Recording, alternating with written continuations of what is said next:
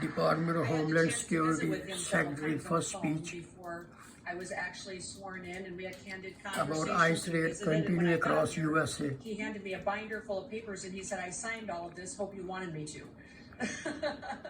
But I've enjoyed spending time with him and with all of you. Thank you for welcoming me so much, and I am so thrilled to be a part of the family at the United States Department of Homeland Security. Your mission is big and it's vast, and I know that you approach it with the seriousness of which the day and age that we live in requires. So just know that I am committed to fulfilling our mission with you and walking alongside all of you as you do your work every day to make sure that not only do you accomplish your job and do it with excellence, but that you have the assurance that your families will be safe also, and that we leave this country safe for our kids and our grandkids far into the future. Now, as Secretary, that's my responsibility, but it also is my responsibility to do everything that I can to give you the resources that you need to do your job. You need the training, you need the equipment and the resources to make sure you're prepared for every single situation you find yourself in. Now, my background and experience is in business. It's also in serving at the state legislative level. I served in Congress, and I also have served as governor. But that experience tells me that if you want people to perform with excellence, you have to equip and prepare them to do so. And that is my commitment to all of you, that we will walk through every single situation together, and I'll prepare you as much as I can for it, and we'll have the flexibility to make sure that we can always keep the American people first and foremost. I am thrilled that President Trump trusted me with this job. And I'll tell all of you that the reason that he trusted me with this job is because when he talked to me about what my future looked like, I asked him for it. I said, I would like to be the Secretary of Homeland Security, sir, because it's your number one priority. And I love my job as governor of South Dakota. I love my home and my family. I would not leave them to spend time away unless I was doing something of significance.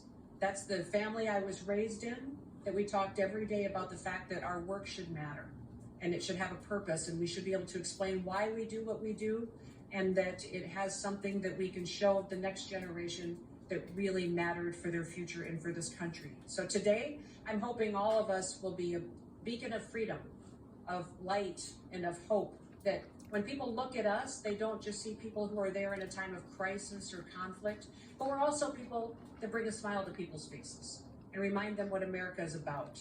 You're on the front lines many times, but you're also sometimes the last ones in to help pick up the pieces. And you see people on their very worst days. But that is a presence that you can bring that will bring them comfort and stability in a time when their whole world seems to be shaken. Now, I grew up as a farmer and a rancher. I told this story to a few people the first day that I came into the office, that I grew up with a dad who was a cowboy. And he was much like you would picture John Wayne was in his Westerns. He lived hard and fast, and when he sent us off to school, we obviously lived in the country, we had to drive. He said, drive fast and take chances. So there's not a lot of people that have dads like that. But he also told us every day to get out of bed because more people die in bed than anywhere else. And so we knew that when we got up, we got to work and we worked together as a family. But that also taught me a lot about how you need to live your example, and an example in front of the people that you lead of what you want them to do, but they also could respect you in the process of being in front of that organization. The one story I'll tell you, and I shared it with Kari the other day about my dad, was I remember one time I was building fence with him when I was about 10 years old. And we were building fence, stretching wires, and out there putting up about 1.5 miles of this fence. And he turned to me and he said, Kristi, where's the post mall? Which is the post pounder that you pound the posts in with. And I turned to him and I said, it's in the truck. And he said, go get it.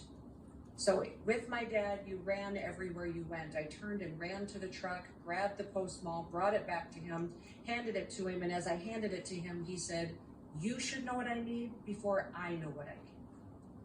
And I remember being a 10-year-old girl thinking, how am I ever going to know what he needs before he knows what he needs? But what he was doing was teaching us to think ahead and to think 3 steps ahead of what he needed and have it ready and prepared for him so he could be more efficient, he could get more work done, and we could do a better job. That he should never have to wait for the next tool or piece of equipment that he was asking for, that I should have already figured it out and had it waiting for him. That is what our job is as well here at the Department of Homeland Security. We prepare ahead and think 3 steps ahead so that people have what they need before they need it. We have lots of stories and lots of experiences where we've responded beautifully or we've been there, provided safety and security investigation, protected communities, picked up the pieces after disasters, kept them safe as they flew, protected their cyber infrastructure. All of the agencies under this umbrella, the work that you do is excellent.